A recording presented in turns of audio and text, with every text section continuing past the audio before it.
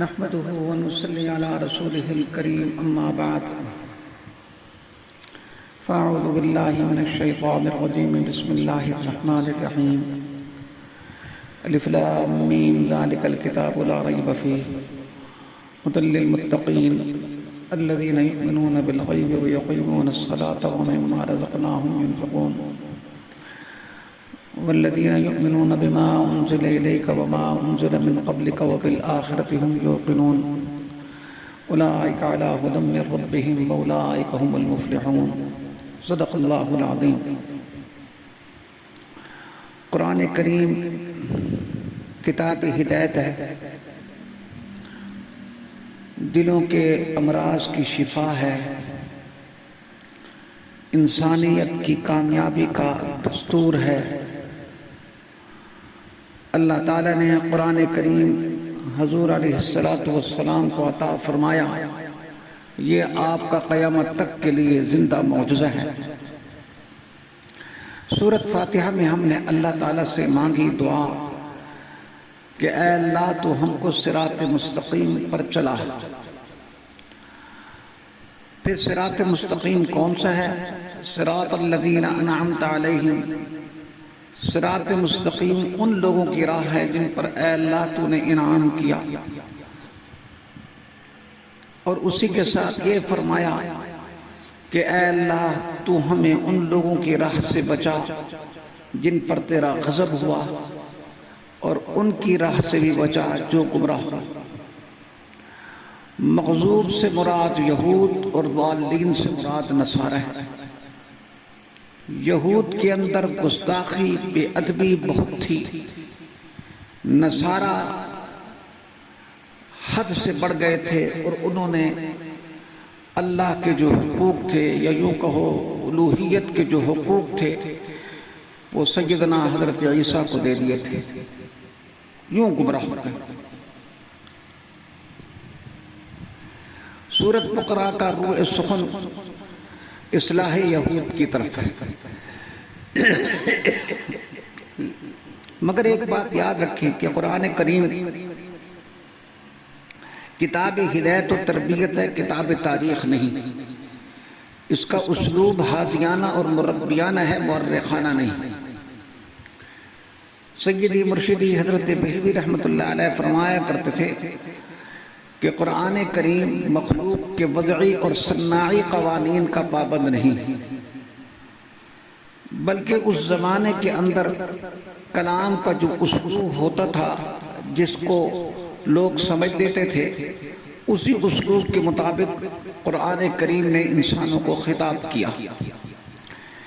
ابتدا میں کامیاب لوگوں کی نشانیاں بتائیں، اور سب سے پہلی بنیادی بات یہ بتائی کہ الذین یؤمنون بالغیب، جو بن دیکھے ایمان لے آتے ہیں قرآن پر، دین پر، نبی پر۔ جب نبی کو نبی مان لیا تو پھر اس کے بعد دلیل کا مطالبہ نہیں کہ یہ بات کیوں ہے، بس نبی نے فرما دی ٹھیک ہے۔ اور یہ عقیدہ رکھے آدمی کہ جب نبی نے فرما دی ہے تو اللہ کی طرف سے فرمائی۔ مومنین کے مقابلے میں آتے ہیں کفار۔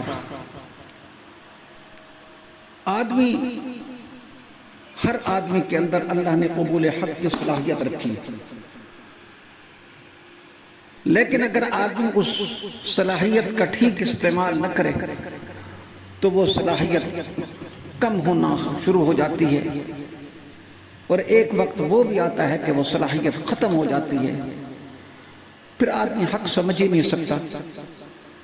تو ایسی صورت میں ان کے دلوں پر مہر لگا دی جاتی ہے۔ ختم اللہ علی قلوبہم سے ان لوگوں کا بیان کیا۔ پھر قرآن کریم نے منافقین کا بیان کیا۔ منافق کی دو قسمیں ہوتے ہیں، ایک ہوتا ہے منافق اعتقادی اور ایک ہوتا ہے منافق عملی۔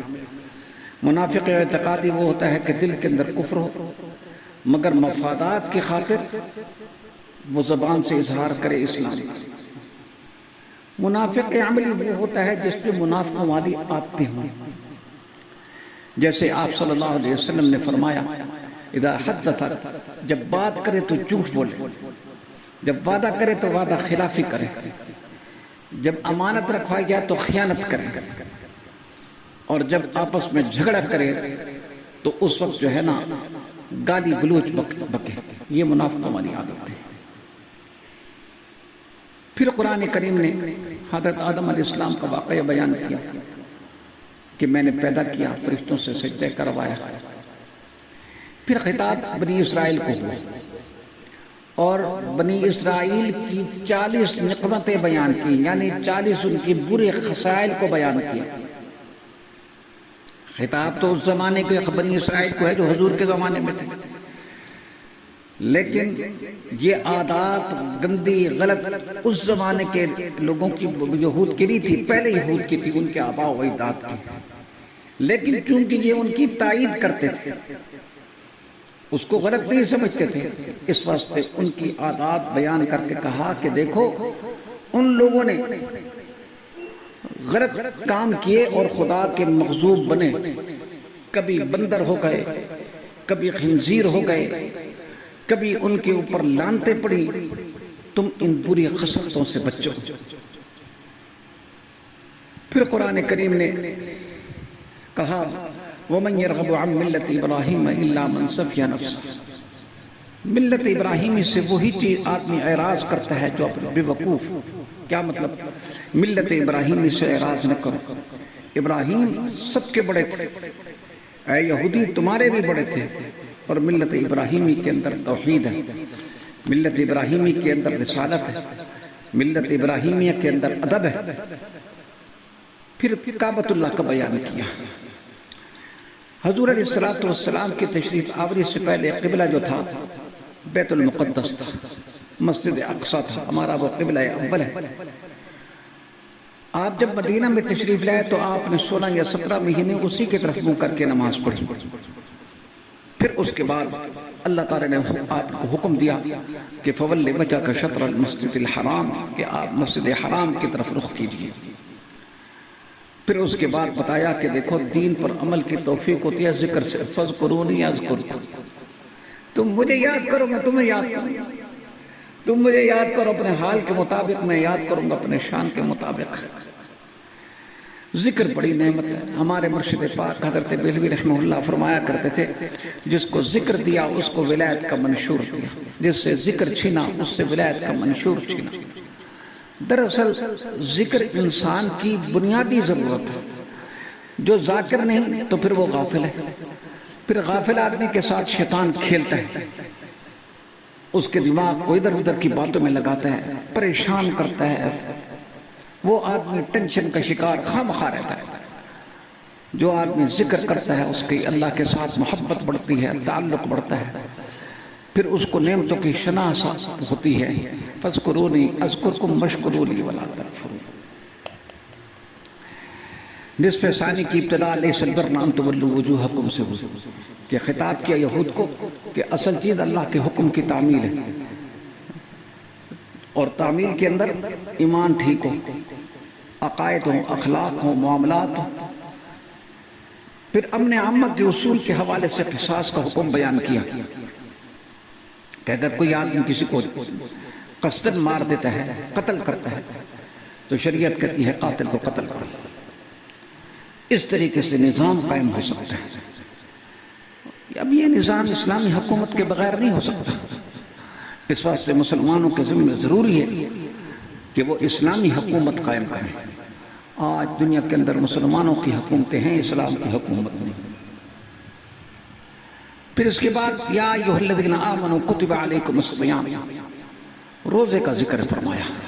روزہ ایک بڑی عجیب عبادت ہے، فرمایا کہ روزہ میرے لیے ہے، میں اس کی جزا خود دوں گا۔ رمضان کو قرآن کے ساتھ خاص مناسبت ہے۔ حدیث پاک میں آتا ہے رسول اللہ صلی اللہ علیہ وسلم رمضان کے اندر جبرائیل کے ساتھ دور کیا کرتے تھے۔ رمضان اور قرآن سبحان اللہ ایک ایسی خاص مناسبت ہے کہ ہر گناہگار سے گناہگار مسلمان بھی رمضان کے اندر کچھ نہ کچھ قرآن کی تلاوت ضرور کرتا ہے۔ پھر اس کے بعد اعتکاف کا ذکر ہے، پھر احکام حج کا بیان کیا، کیونکہ رمضان کے بعد اشہر حج شروع ہو جاتے ہیں۔ اشر و حج کے احکام بھی بیان کیے اور ساتھ آداب کا خلاصہ بیان کیا کہ فلا رفث ولا فسوق ولا جدال فی الحج، کہ حج کے اندر بے حیائی کی بات بھی نہ ہو، گناہ کی بات بھی نہ ہو، لڑائی جھگڑا بھی نہ ہو۔ اللہ اکبر۔ پھر یتامہ کے احکام کو بیان کیا، عورتوں کے حقوق کو بیان کیا، قسم کی اقسام کو بیان کیا، طلاق کی احکام کو بیان کیا۔ یہاں پر ایک بات یاد رکھیں کہ طلاق گالی نہیں ہے، گولی۔ یہ جب نکل جاتی ہے تو لگ ہی جاتی ہے، اس واسطے کبھی غصے میں آ کے طلاق نہیں دینی چاہیے۔ آج کل لوگ پہلے طلاق دے دیتے ہیں اور پھر مسئلے پوچھتے پھرتے ہیں۔ اپنی زبان کو کنٹرول میں رکھنا چاہیے۔ جس کو تم طلاق دے رہے ہو وہ بھی کسی کی لڑکی ہے، تم اپنی لڑکی اپنی بہن کے بارے میں جو سلوک پسند کرتے ہو دوسری کی بہن اور دوسری کی لڑکی کے بارے میں بھی وہی سلوک کرو۔ تیسرے سپارے کے شروع کے اندر اللہ تعالیٰ نے آیت الکرسی، یہ بہت بڑی آیت ہے، بڑی جامع ہے، سب کو چاہیے کہ صبح پڑھ لیا کریں، شام کو پڑھ لیا کریں۔ صبح پڑھ لیں گے شام تک، شام کو پڑھ لیں گے صبح تک، اللہ کی حفاظت میں آدمی رہتا ہے۔ پھر مال خرچ کرنے کی ترغیب دی۔ ایک تو مال خرچ کرنا ہوتا ہے بطور زکوٰۃ کے، ویسے بھی اللہ کے راستے کے اندر مال آدمی خرچ کرتا رہے۔ اور میں تو یہ کہتا ہوں کہ سید کو ہدیہ دیا کرو، اور صدقے کے اندر یاد رکھو کہ ایک خاص تاثیر ہے گناہ عذاب کو ٹالنے کی، مصیبت کو ٹالنے کی، اور جتنا اخلاص کے ساتھ صدقہ ہوگا اتنی اس کی تاثیر بڑھے گی۔ فرمایا مثل الذین ينفقون اموالهم فی سبیل اللہ، مثال ان لوگوں کی جو اللہ کے راستے کے اندر مال خرچ کرتے ہیں، کمثل حبۃ انبتت سبع سنابل فی کل سنبلۃ مئۃ حبۃ، کہتے ہیں کہ وہ یوں سمجھو، خلاصہ آیت کا یہ ہے کہ جس طرح ایک کے بدلے میں 700 اس کو اجر ملے گا، لیکن کسی پر احسان نہ جتلایا کرو۔ احسان جتلانے سے وہ سارا صدقے کا ثواب ضائع ہو جاتا ہے۔ جیسے صدقے کی ترغیب دی، ایسے ساتھ ہی بھی بتایا وَلَا تَيَمَّمُوا الْخَبِيثَ مِنْهُ، کہتے ہیں کہ دیکھو اللہ کے راستے میں عمدہ چیز دیا کرو۔ آج کل ہمارے ہاں ایک بڑی غلط مثال مشہور ہے، ہماری عورتیں کہتی ہیں، کیا کہتی ہیں، جب مرد لوگ کوئی چیز لے آئے نا اور ان کی مرضی کے مطابق نہ ہو تو کہتے ہیں کہ یہ تھی میں لگتا ہے کہ میں اللہ واسطے دمال ہو ہے، اللہ واسطے دی شے نہیں ہے۔ اس کا مطلب ہے کہ اللہ واسطے کی جو اللہ کے لیے جو چیز ہوتی ہے وہ گھٹیا ہوتی ہے، بری بات ہے۔ اللہ کے راستے میں عمدہ چیز دیا کرو۔ پھر سود کی مذمت کی اور اس کے انجام بد کو بیان کیا اور بتایا فَأْذَنُوا بِحَرْبٍ مِّنَ اللَّهِ وَرَسُولِهِ، جو آدمی سود کھاتا ہے تو یوں سمجھو کہ اللہ کے ساتھ اعلان جنگ کرتا ہے۔ سارے قرآن میں اعلان جنگ سود کے علاوہ کسی چیز کے ساتھ اللہ نے نہیں فرمایا۔ اس واسطے سود سے اپنے آپ کو بچائیں۔ سود خور کبھی بھی کامیاب نہیں رہتا، اور یاد رکھنا کہ کئی گناہ ایسے ہیں کہ ان کی نحوست نسل میں بھی آ جاتی ہے۔ زنا اور بدکاری کی نحوست نسل میں آ جاتی ہے، سود کی نحوست نسل میں آ جاتی ہے۔ اپنی نسلوں کو تباہ نہ کرو۔ سورۃ بقرہ کی آخری آیات کی بڑی عجیب خصوصیت ہے کہ اللہ کے عرش کے خزانے میں سے حضور علیہ الصلوۃ والسلام کو اللہ تعالیٰ نے یہ نعمتیں عطا فرمائی۔ ابتدا میں اقرار ہے آمن الرسول بما انزل الیہ من ربہ والمؤمنون، جو کچھ اللہ نے نازل فرمایا ہم سب پر ایمان لاتے ہیں۔ پھر اللہ نے ایک بات فرمائی لا یکلف اللہ نفسا الا وسعها، اللہ تعالیٰ نے کسی بھی نفس کو اس کی طاقت سے زیادہ مکلف نہیں بنایا۔ اس کا مطلب ہے روزہ رکھنے کا حکم دیا ہے تو انسان میں روزہ رکھنے کی طاقت ہے۔ اس کا الٹا مطلب کئی لوگ لیتے ہیں کہ جو کام نہ کر سکے آدمی کہ لا یکلف اللہ نفسا الا وسعها، نہیں ایسی بات نہیں۔ جہاں کوئی عذر ہے اللہ نے خود ہی فرما دیا، مریض ہے روزہ نہیں رکھ سکتا بعد میں رکھ لے، لیکن اس کا یہ مطلب نہیں کہ دین کو کھیل بنا لے۔ پھر آخر میں اللہ تعالیٰ نے دعا مانگنے کا ہم کو طریقہ سکھایا، بڑی کریم ذات ہے۔ فرمایا ربنا لا تؤاخذنا ان نسینا او اخطانا، اے اللہ بھول جائیں خطا ہو جائے تو ہماری پکڑ نہ کرنا۔ اے اللہ جیسے پہلی امتوں کے اوپر تو نے امتوں کے ساتھ سخت گیری کا معاملہ کیا، ہمارے ساتھ ایسا نہ کرنا۔ دعا بڑی نعمت ہے. میں کہا کرتا ہوں حزب العظم یا مناجات مقبول پڑھا کرو، نعمت ہے، فضل ہے. اس کے ترجموں میں غور کیا کرو. آخر میں فرمائے واعف عنا، اے اللہ معاف کر دے، واغفر لنا. اب یہاں پر سوال ہوتا ہے واعف عنا واغفر لنا دونوں کا معنی ہے کیا؟ کہتے نہیں نہیں، واعف عنا کا معنی ہے اے اللہ معاف کر دے، واغفر لنا کا معنی ہے اے اللہ ہمارے ستاری کر دے، گناہوں کی ستاری کر دے، اور اے اللہ رحم بھی کر، اور اے اللہ ہماری مدد فرما کافر قوم کے خلاف. رمضان المبارک کا یہ رحمت کا عشرہ گزر رہا ہے. اللہ کی رحمت دھویں دار طریقے سے برس رہی ہے. حالات جو کچھ بھی ہوں، اللہ کی رحمت تو آسمان سے آتی ہے. اللہ تعالیٰ خوش ہوتے ہیں. اخیر شب میں ندائیں لگتی ہیں، ہے کوئی مانگنے والا اس کو دو. آج ہم سب اگر اللہ سے مانگیں کہ اے اللہ کرونے کے عذاب کو ہم سے ختم کروا کر، مصیبتوں کو ختم کر، اے اللہ مساجد کو پھر سے آباد فرما، اے اللہ مساجد کو پھر سے آباد فرما، دینی اداروں کو پھر سے آباد فرما. امت مسلمہ اس وقت کرب کے اندر ہے، اس کرب کو اے اللہ تو ہی ختم فرما.